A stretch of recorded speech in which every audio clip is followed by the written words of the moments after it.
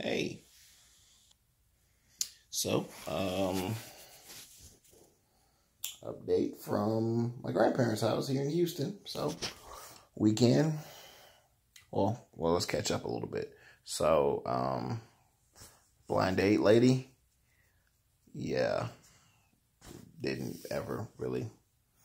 So I ended up getting her number from my coworker, and yeah, I don't think either one of us was really feeling it. So we didn't really ever reconnect or anything. I happened to see her at my daughter's games, and like I'll be nice and speak, but that didn't really anything happen with that. So that happened, and then so the chick that I had been talking to on Tinder, um, seemed to be going okay, for a little bit there. Was really really busy with work, and then kind of dropped the bomb. Was like, well, I'm moving back to LA, for work, and I'm probably not gonna be back in New Orleans anytime. So, this has been cool. So, oh shoot, I don't want to be wasting your time. So, which I'm like, cool, respect it, that's fine. So that was that, and then yeah, I think that's been it. So like I rejoined Bumble, which I don't know why I did that. Even with throwing New Orleans in there, most of the selection is mostly still white women, so that's just kind of been a no go.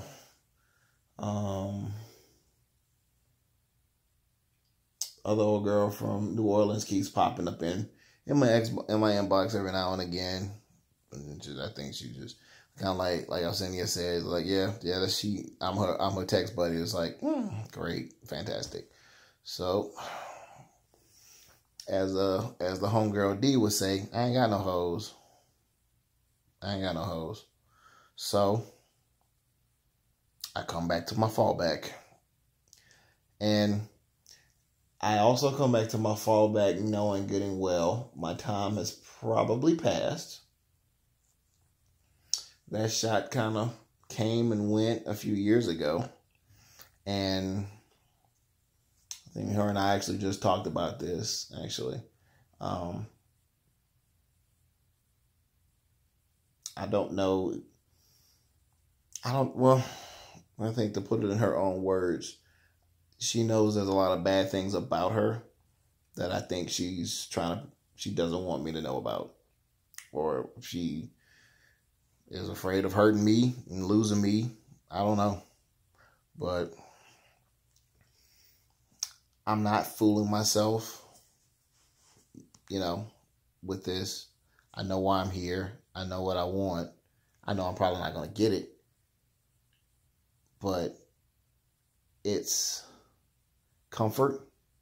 It's someone I know. It's at least somebody that makes me at least feel alive, and someone I know that I'm going to enjoy my time with. Even if she's just one of my closest friends. And it will never be more than that. Like, I'm going to be back out here in November to see the internet. Oh, also, I don't want to bury the lead. So, we had dinner last night, saw Childish Gambino. Shit was flames. It was just flames. Hell of a show. We had, she cooked dinner. I went over there. I picked up cheesecake for Cheesecake Factory, obviously. Watched Insecure. That was cool. And I just kind of was like, I kind of put it out there. I was like, look, obviously, I'm going to go home and I'm going to try to figure this whole dating thing out. But at the end of the day, if I finally figure this whole thing out and I wake up one day and it's you, I won't be mad at all. But, I'm not fooling myself.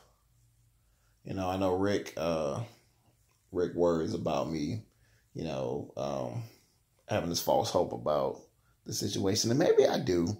Maybe I still have some false hope. And, I'm certain that I do. I just don't want to admit it.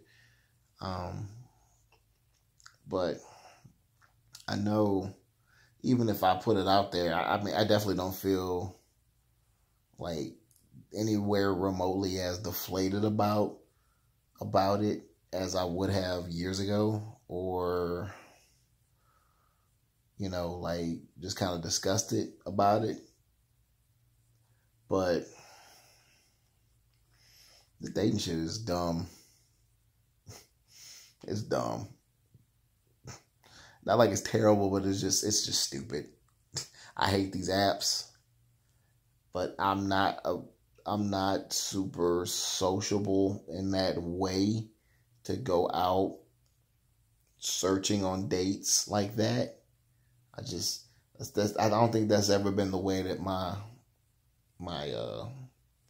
sociable nature has ever worked.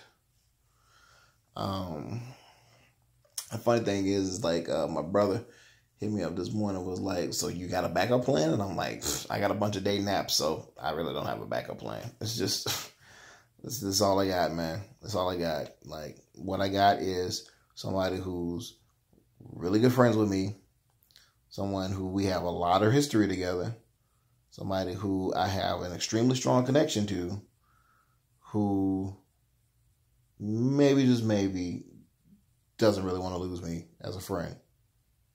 And I mean, I'm okay with that because I know that she sees me as important in her life. And she knows how vitally important I am, that she is in my life. But I'm not going to act like it's not frustrating, because it's something I've wanted for quite a while. And it's something that was on the table at one point, but I was afraid to take the leap to get out of the disastrous situation I was in. And honestly, I think in talking to her, part of her is afraid to hurt me because she knows I deserve much more than what I've been through. And she's even told me that before, that she wants to see me happy, especially knowing what I went through. But I think knowing, like, at least I appreciate the fact that she knows herself well enough, that she's learned herself well enough over the years to gain the understanding that she can be a lot to deal with. And this may just be her way of letting me down easy, which I'm sure. I mean, her and I've been down this road before, so it ain't like it's gonna hurt my feelings that much. It's like, it's just a repeat of, us being younger again. I think now she's actually a grown woman enough to be able to learn to express herself, and I definitely, it feels like, and this is probably just me doing a whole therapist thing, or me using the information about her that I do know, that the dark things that lie below the wonderful relationship I've had with her, I think is what gives her pause about trying this, which I can respect. I mean, she knows my story. She knows what I've been through.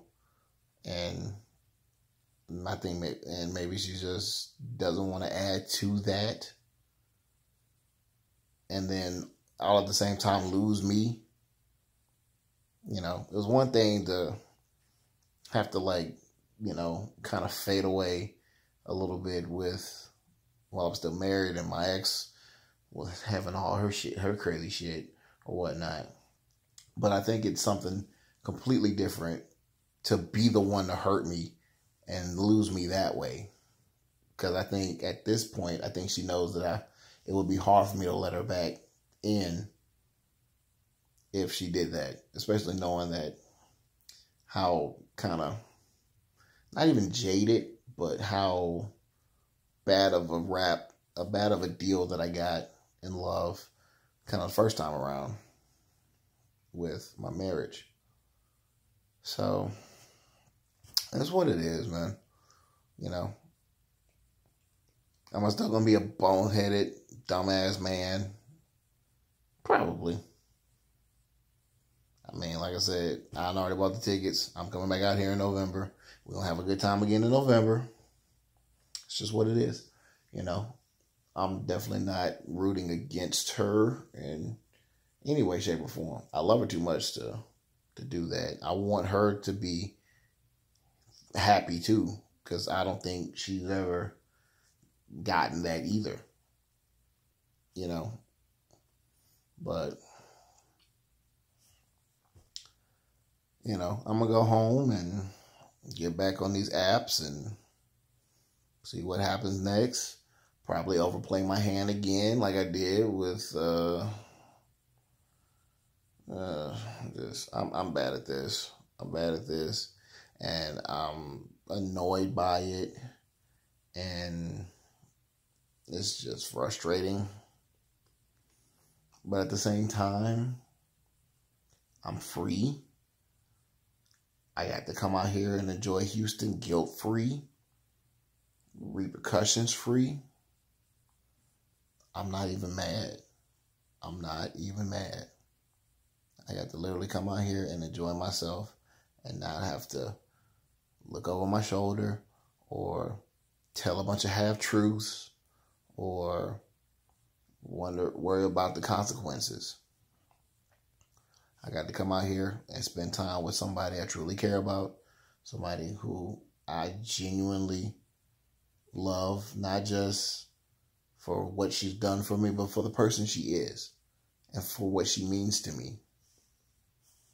You know, and we'll probably still have this whole weird, complicated ass relationship. It's just one of those. It's just one of those friendships, I guess.